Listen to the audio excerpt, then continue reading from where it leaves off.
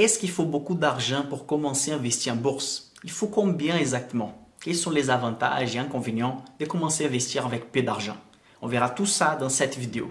Mais si vous êtes ici pour la première fois, bienvenue. Je m'appelle Michael Ravaneda, je suis ingénieur, analyste financier et dans cette chaîne, on parle d'investissement de long terme. C'est ça notre sujet, donc si ça vous intéresse, n'oubliez pas de liker la vidéo et de vous abonner. Maintenant, on va attaquer les sujets.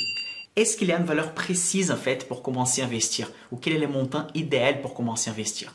Avant de parler de ça, je voudrais parler des avantages et des inconvénients de commencer avec peu d'argent. Un gros avantage de l'investissement avec peu d'argent, c'est que vous pouvez faire des erreurs en fait contrôlées. Imaginez si vous êtes héritier ou si vous avez un grand montant d'argent à investir, si vous allez rater 10% des rentabilités, si vous allez perdre, faire un mauvais choix, ça peut peser énormément sur les montants finaux. Mais si vous commencez avec une centaine d'euros, ça va peser très peu une erreur que vous allez faire. Donc, surtout si vous êtes jeune et vous commencez avec peu d'argent, donc il ne faut pas s'inquiéter. Le plus important, c'est de commencer. Parce que aussi, un autre avantage, c'est les gains d'expérience.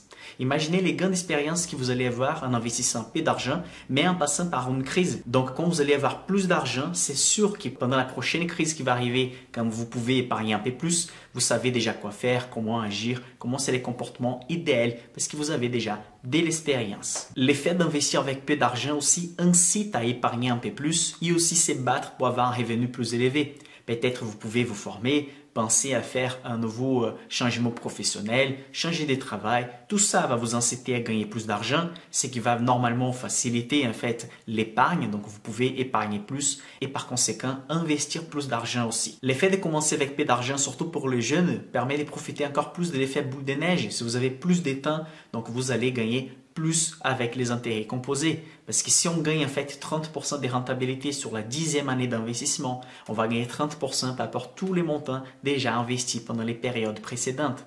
Donc, si vous attendez toujours la bonne période pour commencer à investir, peut-être vous ratez beaucoup de rentabilités dans les marchés. Par exemple, entre 2010 et 2020, les marchés, il fait qu'y monter. En fait, quelqu'un qui attendait une crise de moins 30 ou moins 40% pour se mettre dans les marchés a raté une rentabilité de presque 300% sur les marchés américains. Comme je disais, on a beaucoup d'avantages d'investir même avec peu d'argent et très peu d'inconvénients. Évidemment que pour pouvoir investir, on a besoin d'épargner. Maintenant, je vais vous montrer quelques statistiques et données par rapport au pouvoir d'épargne des Français. Comme vous pouvez voir dans cette image, les Français, ils arrivent à épargner environ 15%. Ça, juste avant la crise qu'on a vécue en 2020. Après, les Français ont réussi à épargner chaque fois plus, donc environ 22 à 23% des revenus. Donc, une personne, par exemple, qui a un revenu de 2 000 euros, elle va pouvoir épargner 22%, ce qui va donner plus ou moins 440 euros. Donc, les Français sont les peuples européens qui arrivent à épargner les plus. Ils sont aussi dans les top 10 du monde entier. Le problème, c'est que la majorité des Français font rien avec l'épargne ou simplement placent dans une assurance vie avec des fonds euros, avec des rentabilités de 1% par an, en pensant que ça, c'est déjà investir ou profiter de la rentabilité. On sait bien que ce n'est pas le cas. Bon, si les Français sont les peuples qui arrivent à épargner les plus en Europe, c'est pas tout le monde qui arrive à épargner. Moins de 40% des Français arrivent à mettre de l'épargne à côté et encore c'est la minorité qui va vraiment investir l'argent.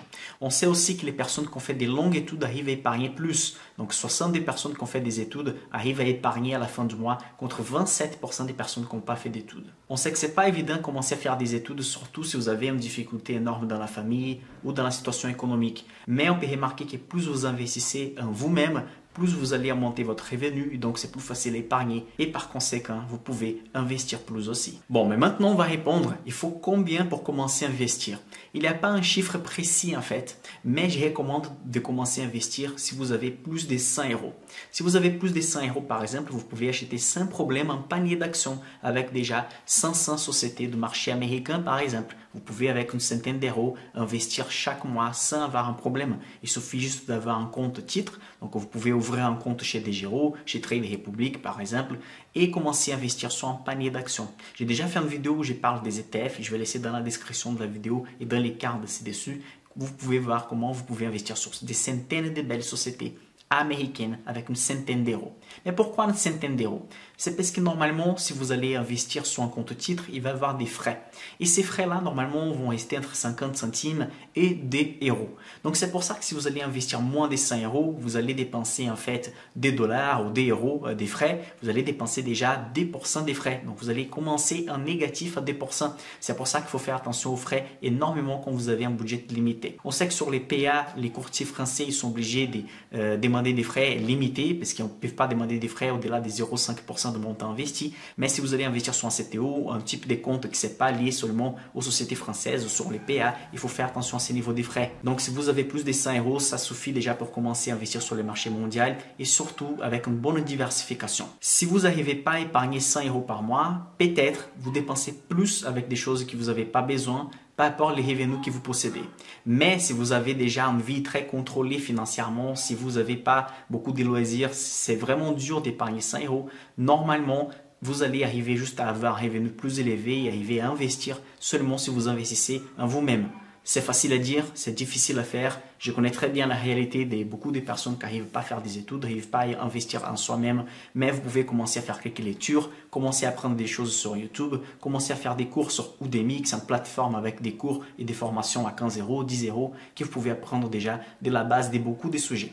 Donc, il n'y a pas de choix. Si vous voulez investir, en fait, vous devez prioriser ça dans votre vie. Et surtout, si vous avez déjà plus de 100 euros d'épargne par mois et vous ne faites rien avec votre épargne, n'oubliez pas, vous jetez de l'argent par la fenêtre. Si vous voulez connaître plus par les sujets d'investissement, par où commencer, etc., je vais laisser dans la description de cette vidéo une séquence de vidéos que vous pouvez commencer à voir si vous êtes débutant pour bien comprendre comment fonctionne l'investissement boursier. Ok? Donc, n'oubliez pas, likez la vidéo, partagez avec vos amis et on se voit à la prochaine.